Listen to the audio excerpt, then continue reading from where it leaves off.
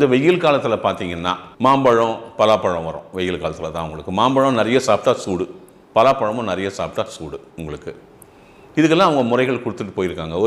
ஒரு நேரத்தில் நீங்கள் சாப்பிடும்போது ஒரு 4 பலாசொலை சாப்பிட்லாம். அது உங்களுக்கு குளிர்ச்சியை கொடுக்கும்.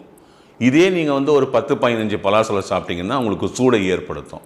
அதை நியூட்ரலைஸ் பண்ணுறதுக்கு அவங்க என்ன கொடுக்குறாங்க தமிழ் சான்றோர்கள்னால், நீங்கள் நல்லா ஒரு 10-15 ஆசைப்பட்டீங்க சாப்பிட்டுடுங்க. அந்த பலா விதை அந்த கொட்டையை எடுத்து நல்லா தீயில் சுட்டுட்டு, நீங்கள் உங்கள் கேஸ் ஸ்டவ்வில் கூட நீங்கள் பர்ன் பண்ணி சிம்மில் பிடிச்சி சுட்டுங்க. நல்லா சுட்டுட்டு அதை பச்சையாக சாப்பிடாமல் சுட்டு சாப்பிட்ருங்க. 1-2 அதிகமான பலாப்பழம் சாப்பிட்டு அந்த சூட்டை தணித்து விடும்.